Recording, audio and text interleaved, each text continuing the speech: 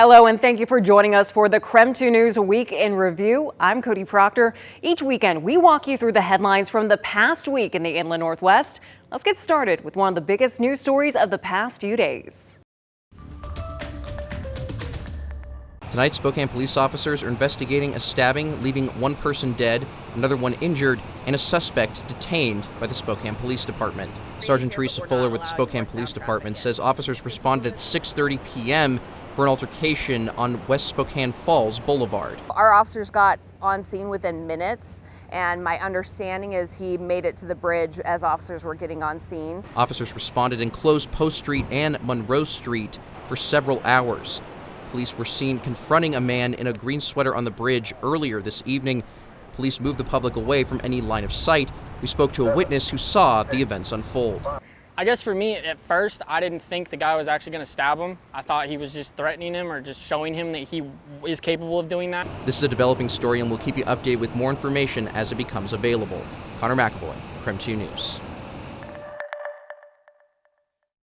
Well, the Washington State Nurses Association told me 15 nurses have been fired following the death by suicide of a 12-year-old patient who was under psychiatric care at Providence Sacred Heart Medical Center. A spokesperson from Washington State Nurses Association says they are filing grievances on behalf of those nurses. In a statement sent to me, WSNA added they reject claims from the hospital that nurses violated privacy protocol. They say nurses were doing their job to assist the 12-year-old girl. They added often nurses outside of the emergency department are called in to assist with care and provide information related to a patient's treatment. I also reached out to Providence Sacred Heart Medical Center about this. They responded with a statement that says their code of conduct was violated, including patient privacy. The statement reads, Providence takes violations of our code of conduct and federal privacy laws that govern private health information very seriously. We review employee conduct and take appropriate action, including termination of employment where warranted. Patient privacy is one of our top priorities. I followed up with the hospital to confirm the number of nurses that were terminated, but they said they cannot confirm numbers, saying it's a human resources matter. On social media, there has been speculation the nurses were fired in retaliation for speaking to the media after initial news came out when the 12-year-old girl died. Nurses have been telling the hospital they couldn't take care of psychiatric patients in that unit. It was not safe. I asked Providence about this, and they said the termination was only because of patient privacy violations.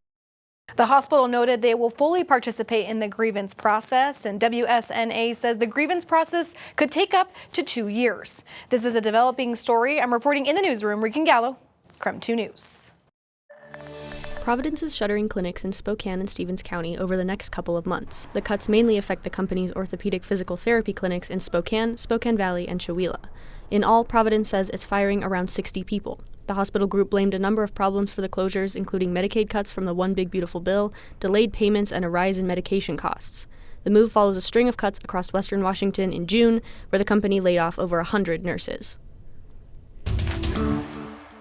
Right behind me is the home where the car eventually crashed into. You can still see some pretty significant damage to the exterior, but its owner and other neighbors are just hoping for the 6-year-old's recovery after the crash. The court is particularly concerned about the safety of the community. Dressed in a yellow jail jumpsuit, 69-year-old John Lassie faced a judge this afternoon charged with vehicular assault.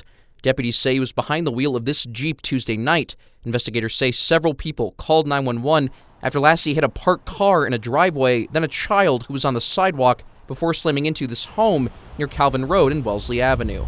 The collision significant enough that responding deputies told Lassie to get out of the truck and not try to drive out of the fear the home would collapse. Deputies say he didn't listen and at one point fumbled around and tried rolling his window up. Lassie, they say, admitted to drinking 4 or 5 beers that night, but nothing for an hour and a half prior to the accident. A sobriety test proved he was under the influence. Mr. Lassie did have a PBT of .120, nearly twice the legal limit. The judge also noted Lassie had 3 prior DUI convictions as far back as 2007. The 6-year-old is being treated for serious injuries at Sacred Heart, including a cut on his face, internal bleeding, and a fractured pelvis. Lassie remains in Spokane County Jail with a bond of $100,000. His next court date is scheduled for August 19th. Welcome back to the KREM 2 News Week in Review. Each weekend, we walk you through headlines from the past week in the Inland Northwest. Well, I'm here along Sharp Avenue near Spokane Arena, where crews have been working on the Summit to Cinto pedestrian project. This is the kind of streets project that we could see much more of, one that focuses on accessibility for all road users. With one signature. All right.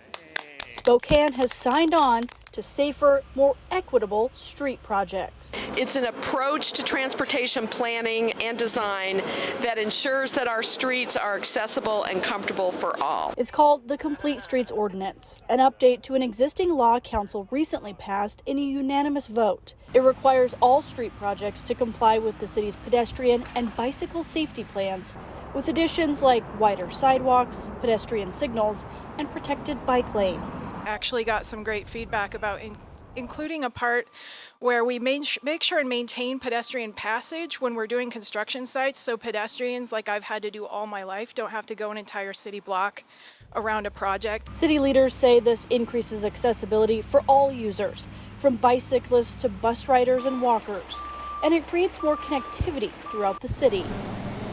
Complete streets aren't just a concept in Spokane. In fact, Washington state lawmakers passed a Complete Streets Act in 2011, the same year Spokane later passed its first ordinance on the issue. It took 2 years to get that ordinance passed. And this update took a little less than 4 months. The state law also offers to help pay for these projects, but only for jurisdictions that adopted a Complete Streets policy. Mayor Brown says this update makes Spokane a stronger contender for those grant funds. This is just one of several initiatives the city has taken recently to increase traffic safety. Early this spring, the city started implementing no right on red at some downtown intersections, and Spokane PD also has motorcycle officers doing traffic patrols. Shannon Mowdy, KREM 2 News.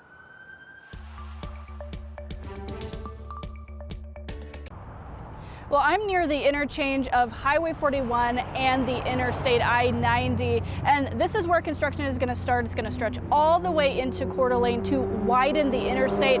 But as you can see behind me, this is an area already dealing with a lot of construction. The daily grind is on at Loft 41 in Post Falls.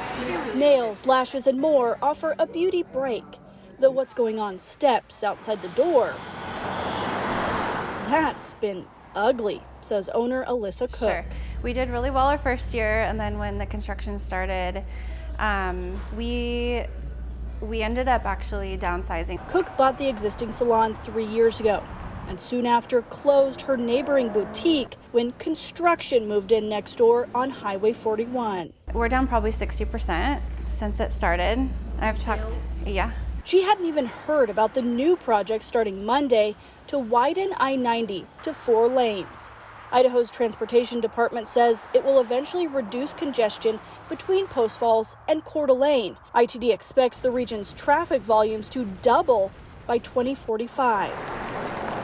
The expansion will also replace and widen bridges and lengthen on and off ramps for safer merging. When it's done, anticipated in 2029. We've had tanners that were with us with this tanning salon for like 5 years that specifically cancel their memberships because of the construction, because they're just avoiding the area in general. Though Cook may soon say sayonara to one headache. ITD estimates the Post Falls Interchange project will wrap up next year. But that's our only hope for now. I mean, the growth in Post Falls is promising for 5 years down the road, but for now we're just trying to get by. ITD says for the 4 years that this widening project is going on, I-90 will be reduced to just 1 lane each way during the day. Shannon Mowdy, KREM 2 News. This week, People's Park here in Spokane has seen not just 1, but 2 suspicious fires in just the last couple of days. A mystery first responders and community members are trying to solve. Why People's Park is being targeted with flames this week. So it just makes you a little bit scared, like how did it happen? Elena Brown and James Marshall. It makes me feel really sad. frequent the Centennial Trail and tell KREM 2 they're worried about what these random acts of violence mean for the future of this area. It makes me worried, like, how did that happen? When did it happen? I didn't hear about it if I was down here yesterday and now all of a sudden it's here. It is something that every day it's kind of like something new down here. It's like fear and sadness, and what do you do about it? I've heard there's a proverb that a person excluded from the village will burn it down to feel its warmth.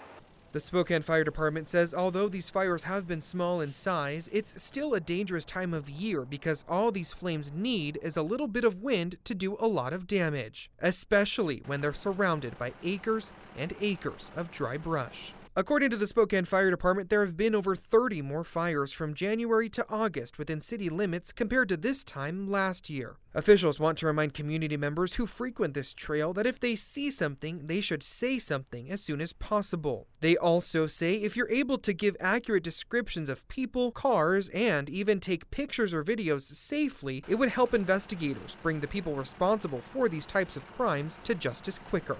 On Monday, when the first fire of the week broke out, the fire department sent out a press release saying witnesses reported seeing a person of interest in the area at the time, described as a white male in his mid-60s to mid-70s, driving an orange sedan or possibly a Kia. Fire officials say this area is a known hotspot for these types of crimes, and despite having a person of interest, the suspect responsible for these fires is still out in the community. The Spokane Police Department is actively investigating these fires and will update the community when new information becomes available. In Spokane, Christian Garza, KREM 2 News.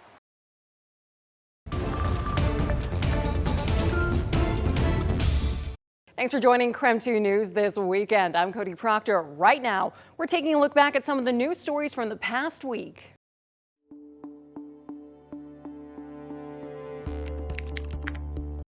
The Chewelah Municipal Airport is home to just some of the aircraft that belongs to Washington State Department of Natural Resources. And this summer, officials say well over 1 million gallons of water have been used to fight wildfires. The rain is a welcomed reprieve for Washington State Department of Natural Resources. We've been able to hit new starts really hard with aircraft to get them slowed down so Grand Resources could get in. After teams across eastern Washington have fought the Hope Fire, Western Pines Fire, Bonnie Lake Fire, Lake Spokane Fire, and several others, DNR officials told KREM 2 they have responded to a total of 40,709 acres burned in eastern Washington. Charles Early from the DNR shows me up close the type of equipment it takes to do the job. These tanked Blackhawks are a little bit unique. You can get in, get water pretty quickly. It takes 50 seconds to a minute to fill up this 1,000-gallon tank. They can hover down into some pretty narrow spots, and I think that kind of just speaks to the effectiveness of what we have going on here. Between 10 Huey helicopters, heli-attack crews, and contracted aircraft, they make up the initial attack rapid response. What we're looking at behind me is one of our Huey Type 2 helicopters. Most commonly, you'll see these flying those buckets of water over fires and making those water drops. Their primary mission, to suppress wildfires from the air, giving ground crews the upper hand. And gives us the ability to go in, address those hot spots, address those fires, try to keep them off of that wildland-urban interface, and air has made all the difference this year. And although there is some rain around me, DNR's aviation team are ready at a moment's notice to fight wildfires and to protect communities. I'm reporting in Chewelah, Rican Gallo, KREM 2 News.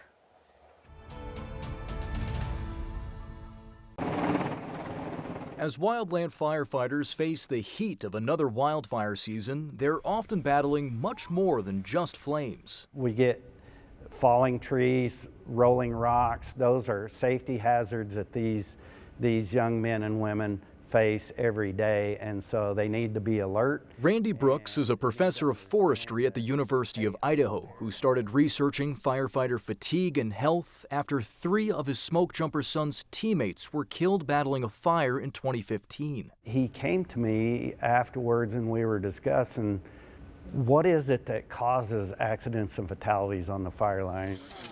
He surveyed more than 400 firefighters across the country, and their responses pointed to one major factor: lack of sleep. I've heard of firefighters have told me they've gone 24 hours or longer without sleep when they're protecting structure and the adrenaline's up there. And the U.S. Forest Service gave Brooks approval to track firefighters' sleep and fatigue levels using a USDA-approved device similar to a Fitbit. It's like being back in school. It gives you a score of 0 to 100. The study found most firefighters were outside a healthy range, scoring in dangerous zones below 80. They've found that when you're down there in around that 70% and below, your reaction time can be slowed as much as 55%.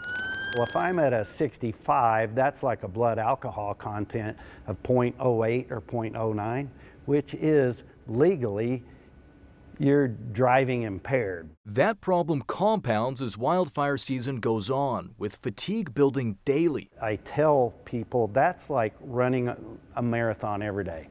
The first day you get up, you run a half marathon or a marathon. You're tired, but you recover. But imagine having to do that every day. When split-second decisions can mean the difference between life and death, Brooks says quick reflexes are crucial when facing dangers on the fire lines. This is like a paradigm shift. We've got to change the culture in some form or fashion to where it's okay to say, hey, I'm tired today. Hold me back just a little bit, or keep me off the fire line or something like this. And at the end of the day, this is all about, my research is all about trying to make a difference, hopefully saving a life. Jude Binkley, Idaho's News Channel 7. Before we wrap up this edition of the KREM 2 News Week in Review, we have one more story you might have missed this past week. Today, crews from both Nolai and Nuestras Raíces are getting ready for this first-of-its-kind event here at the Brewhouse. Weeks after canceling their 5th annual Tacos y Tequila Festival due to safety concerns, Nuestras Raíces says this event will be just one of many different fundraisers to help make up for the almost $70,000 they're losing by not having the festival this year. Jennifer Vigil, the president of the Nuestras Raíces board, says canceling the festival was a difficult decision for everyone, but the fact of the matter is, the festival is crucial to be able to continue to provide services all across the Inland Northwest. The demand on our services is not slowing down. It's not taking a break in any way. So for organizations who understand that and are willing to come alongside us, it means everything. We really feel embraced, we feel loved within our community, and it helps us to stay motivated to want to continue to flex for our clientele, for our community. Vigil says Nuestras Raíces provide services like social work, behavioral health services, arts and culture programs, as well as providing an opportunity for all kids to play soccer. John Bryant, the owner of Nolai Brewhouse, says when he heard about the cancellation of the Tacos y Tequila Festival, he wanted to help because he realizes what the organization does, not just for the Hispanic population in the area, but for the community as a whole. This represents who we are as a society, and optimism and hope and being bigger. And I believe in Spokane in that way. We can be bigger. This isn't about pity. This is about loving somebody for who they are, knowing they're an integral part of our society that must be strong together. And that's why we do it. The Nuestras Raíces Community Fiesta will be from 4 to 8 p.m. tomorrow in Nolai's Beer Hall and will include things like live music, dancing, and a chance to taste Nolai's one-of-a-kind Mexican lager that Brian says was created in anticipation for this year's Tacos y Tequila Festival. Nolai will be donating 100% of the proceeds from the sales of their Mexican lager beer to Nuestras Raíces, which will equal about $4,400. In Spokane, Christian Garza, KREM 2 News.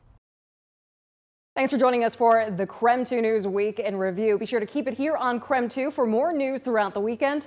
I'm Cody Proctor. Thanks for watching.